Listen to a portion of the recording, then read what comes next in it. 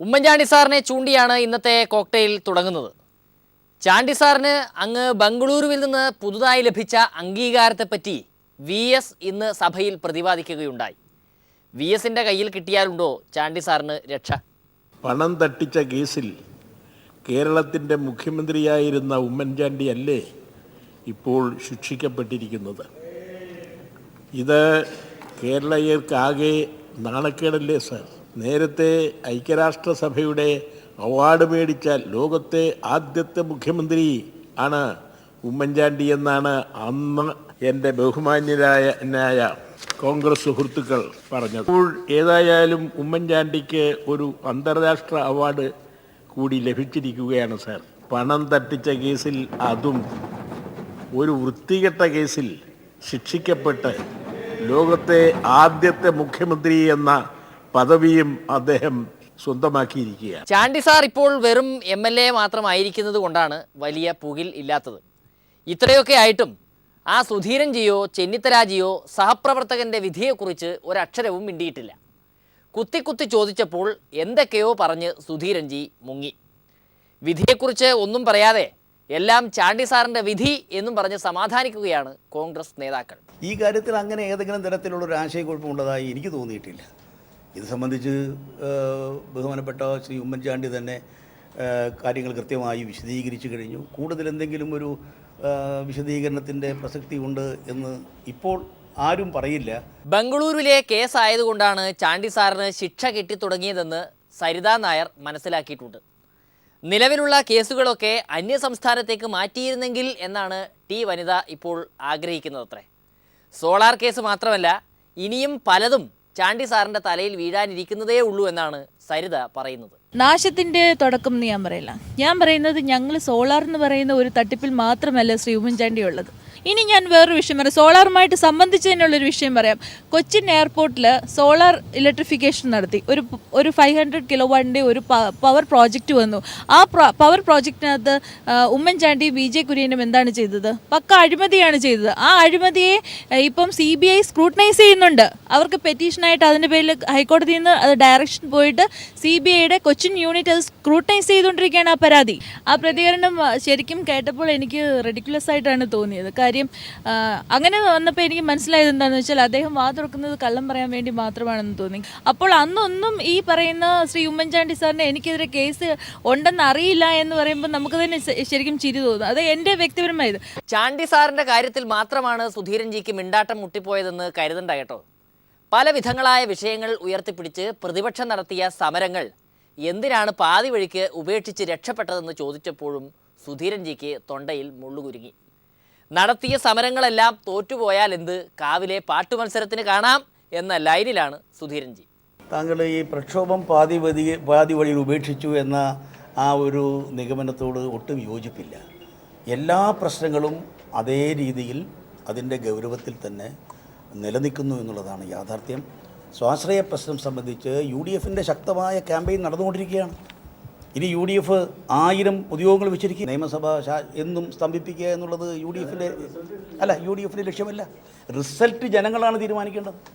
ഈ സർക്കാർ ഉന്നയിച്ച വാദഗതികളെ, അതിൻ്റെ പൊള്ളത്തരങ്ങളെ ജനങ്ങളുടെ മുമ്പാകെ തുറന്നു കാണിക്കാനും അത് അടിസ്ഥാനരഹിതമാണ് എന്നുള്ളത് സർവ്വരാലും അംഗീകരിക്കുന്ന ഒരു യാഥാർത്ഥ്യത്തിലേക്ക് എത്തി. ഇതാണ് ഈ തെരുവുനായ്ക്കളുടെ പ്രശ്നമാകട്ടെ, റേഷനരിയുടെ പ്രശ്നമാകട്ടെ, സ്വാശ്രയ പ്രശ്നമാകട്ടെ, വേണ്ടതുപോലെ വേണ്ട സമയത്ത് തയ്യാറെടുപ്പ് നടത്തി മുന്നോട്ട് പോകുന്നതിൽ സർക്കാരിനുണ്ടായിട്ട വീഴ്ചയാണ് പ്രധാനമായിട്ടുള്ളത്. ഈ പ്രശ്നങ്ങളൊക്കെ അതാത് സന്ദർഭങ്ങളിൽ ഉന്നയിക്കുകയും മുന്നോട്ട് കൊണ്ടുപോവുകയും അത് നിലനിൽക്കുമ്പോൾ തന്നെ പുതിയ പ്രശ്നങ്ങൾ ഉണ്ടാകുമ്പോൾ അത് ഏറ്റെടുക്കേണ്ടി വരും. ഇപ്പോൾ റേഷനരിയുടെ വിഷയം ഒരു പുതിയ വിഷയമാണ്. അല്ലെങ്കിൽ അതുപോലുള്ള പുതിയ വിഷയങ്ങൾ വരുന്നു. രാഷ്ട്രീയ കൊലപാതകങ്ങൾ ഒരു മേജർ ഇഷ്യൂ ആണ്. ഇതിനിടയിലാണ് ബന്ധു നിയമനങ്ങൾ വന്നത്. അത് വലിയ ഒരു വിഷയമായി വന്നു. ഉത്തരവാദപ്പെട്ട മന്ത്രി തന്നെ രാജിവെക്കുന്ന അവസ്ഥയിലേക്ക് വന്നു. ആ പ്രശ്നം നിലനിൽക്കുന്നു. ത്തിൻ്റെയും ഗൗരവം കുറച്ച് കാണാനോ ഏതെങ്കിലും പ്രശ്നം ഉപേക്ഷിക്കാനോ തയ്യാറല്ല. വളരെ ശക്തമായി അതെല്ലാം ജനസമൂഹത്തിൽ നിലനിർത്തിക്കൊണ്ട് തന്നെ. അരി ചോദിക്കുമ്പോൾ കേരളത്തോട് കേന്ദ്രത്തിന് എന്നും ചിറ്റമ്മ നയമാണ്. ഇവിടുള്ളവർക്കൊന്നും വിശക്കില്ലെന്നും വയറില്ലെന്നും ആണ് കേന്ദ്രത്തിൻ്റെ നിലപാട്. ഭക്ഷ്യഭദ്രതാ പദ്ധതിക്ക് കീഴിൽ ആളുകളെ ചേർക്കുന്നതിനുള്ള സമയം അനുവദിക്കാൻ പോലും കേന്ദ്രത്തിന് താല്പര്യം പോരാ. കേരളത്തിലെ ഈ സംവിധാനം, റേഷൻ സംവിധാനം സാമാന്യേന ഭേദപ്പെട്ട നിലയിൽ മുന്നോട്ട് പോയിരുന്നൊരു സംവിധാനമാണ്. അത് സ്തംഭിപ്പിക്കുന്ന തലത്തിലേക്ക് നീങ്ങാതിരിക്കാൻ വേണ്ടത് ചെയ്യണം. സംസ്ഥാന സർക്കാരിൻ്റെ ഭാഗത്തു നിന്നും ഈ കാര്യങ്ങളെ മുൻകൂട്ടി കണ്ടുകൊണ്ട് വേണ്ട രീതിയിൽ ഇടപെടാൻ തയ്യാറായില്ല. ഇതെല്ലാം വന്നിട്ടും മന്ത്രി പറയുന്നു എല്ലാം ഭദ്രമാണെന്നാണ് പറയുന്നത്. മന്ത്രി ഇന്ന് വളരെ രോഷാകുലനായിട്ടാണ് സംസാരിച്ചത്. ഞങ്ങൾ വസ്തുതകളാണ് പുറത്തു കൊണ്ടുവന്നത്.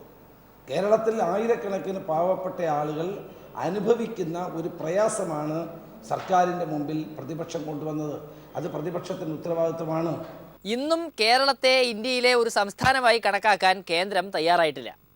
തീവണ്ടി കോച്ചിനായും അരിക്കായും മണ്ണെണ്ണയ്ക്കായുമെല്ലാം കേന്ദ്രന്മാരുടെ തിണ്ണ നിരങ്ങാൻ വിധിക്കപ്പെട്ടവരാണ് കേരളീയർ. ഈ നിയമം നടപ്പാക്കുന്ന സന്ദർഭത്തിൽ അന്നത്തെ UDF ഗവൺമെന്റ് ശക്തമായി ഇടപെട്ടതിന്റെ ഫലമായിട്ടാണ് 14.25 ലക്ഷം ടണ്ണാക്കി ഉയർത്തിയത്.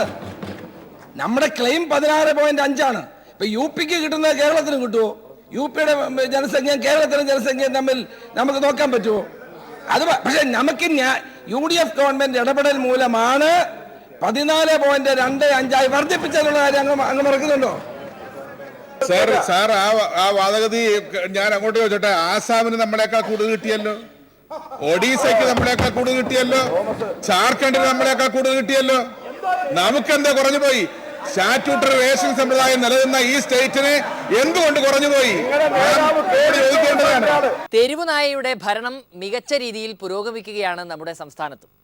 വീട്ടിൽ കിടന്നുറങ്ങുന്ന ആളുകളെ വരെ കടിച്ചു കൊന്നുകൊണ്ട് ഭരണ മികവ് കാട്ടുന്നുണ്ട് നായകൾ. അങ്ങ് ദില്ലിയിലിരിക്കുന്ന മനേകാജിയുടെ പിന്തുണ ആവോളം ഉള്ളതുകൊണ്ട് ആരെയും പേടിക്കേണ്ടതില്ലല്ലോ. അവരൊന്നും ഇത് കാണുകയൊന്നുമില്ല, കേൾക്കുന്നുമില്ല. അതുകൊണ്ട് ഡൽഹിയിൽ നിന്ന് അവർക്കൊക്കെ എന്തും വേണമെങ്കിൽ പറയാം. കേരളത്തിൽ പോലും കേന്ദ്രം ഭരിക്കുന്ന പാർട്ടിക്ക് ഈ അഭിപ്രായമുണ്ടാകും എന്ന് എനിക്ക് തോന്നുന്നില്ല. വ്യാപകമായിട്ട് അങ്ങനെ നായ്ക്കളെ കൊല്ലുന്നൊന്നുമില്ല. പക്ഷേ ഫെറോഷ്യസും ഡേഞ്ചറസുമായിട്ടുള്ള മൃഗങ്ങൾക്കെതിരായി എന്ത് സ്വീകരിക്കണം എന്നുള്ളതിനെ സംബന്ധിച്ച് നിലവിൽ തന്നെ നിയമങ്ങളുണ്ട്. സ്വന്തമായി താടിയില്ലെങ്കിലും കുഞ്ഞാലിക്കുട്ടി സാഹിബിന് താടി ഒരു വീക്ക്നെസ്സാണ്. അതുകൊണ്ട് ആരും താടിയിൽ തൊട്ട് കളിക്കരുതെന്നാണ് കുഞ്ഞാലിക്കുട്ടി സാഹിബിൻ്റെ മുന്നറിയിപ്പ്. ബഹുമാനപ്പെട്ട മെമ്പർ ചെറിയ പരാമർശം നടത്തിയപ്പോൾ ഈ താടി മതപരമായ ഇതല്ല എന്ന് പറഞ്ഞു. സർ, അത് ആവശ്യമില്ലാത്തൊരു പരാമർശമാണ്. കാരണം താടി മതപരമാണ് എന്ന് വിശ്വസിക്കുന്നൊരു വലിയ ജനവിഭാഗം ഈ നാട്ടിലുണ്ട്. വെക്കാതിരിക്കുക അതൊക്കെ അവനെൻ്റെ ഇഷ്ടമാണ്, അത് വേറെ കാര്യം. പക്ഷേ അത് പ്രോഫറ്റിൻ്റെ തിരുസുന്നത്ത്, അതായത് റോവിൻ്റെ വഴിക്ക് വരുന്ന ഒരു സംഗതി ഞങ്ങളൊക്കെ കേട്ടിട്ടുമുണ്ടായിരുന്നു. ഞങ്ങളവിടെ ഇല്ലായിരുന്നു ഒന്നാൾ ആരെങ്കിലും വിമർശിച്ചാൽ അത് വല്ലാതെ മോശമാവും. അതുകൊണ്ടാണ് ഞാൻ അത് അങ്ങനെയാണ്. താടികൾ പലവിധമുണ്ട്. ലെനിൻ്റെ താടി വെക്കുന്നവരുണ്ടാവും, താടി വെക്കാത്തവരുണ്ടാവും, ഫാഷന് വേണ്ടി വെക്കുന്നവരുണ്ടാവും. ഇപ്പോൾ നമ്മളെ നെയ്മറെ താടി വെക്കുന്നുണ്ട്. സ്പീക്കർ ബഹുമാനപ്പെട്ട സഭാധ്യക്ഷന്റെ താടി എന്ത് താടിയാണ്? ആ സുന്നത്ത് നമുക്ക് കിട്ടുമോ? ആ സുന്നത്ത് കിട്ടുമോ? പക്ഷേ താടി മതപരം അല്ല എന്ന് പറയരുത്. കാരണം അത് അങ്ങനെ വിശ്വസിക്കുന്ന ഒരു നാട്ടിലുണ്ട്. ഇപ്പൊ നിങ്ങളെ അത് പറഞ്ഞു കേട്ട് നിങ്ങളവിടെ എന്തെടുക്കായിരുന്നു? നിങ്ങൾക്ക് ചോദിച്ചാൽ നമുക്ക് മോശമാവും അല്ലേ? അതുകൊണ്ട് ഞാൻ അതൊന്ന് കറക്റ്റ് ചെയ്ത് താടി ഒരു ചർച്ചാ വിഷയമാക്കണ്ട പ്ലീസ്.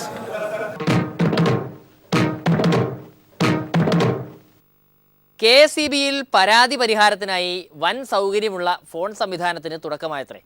മുഖ്യമന്ത്രി പിണറായി പദ്ധതി ഉദ്ഘാടനം ചെയ്തു. പക്ഷേ കാക്ക കുളിച്ചാൽ കൊക്കാകുമോ എന്ന സംശയം മുഖ്യമന്ത്രിക്കുണ്ട്. വരുന്ന കോളുകൾ അറ്റൻഡ് ചെയ്യാൻ സാറന്മാർ മെനക്കെടുമോ എന്നാണ് മുഖ്യൻ്റെ സംശയം.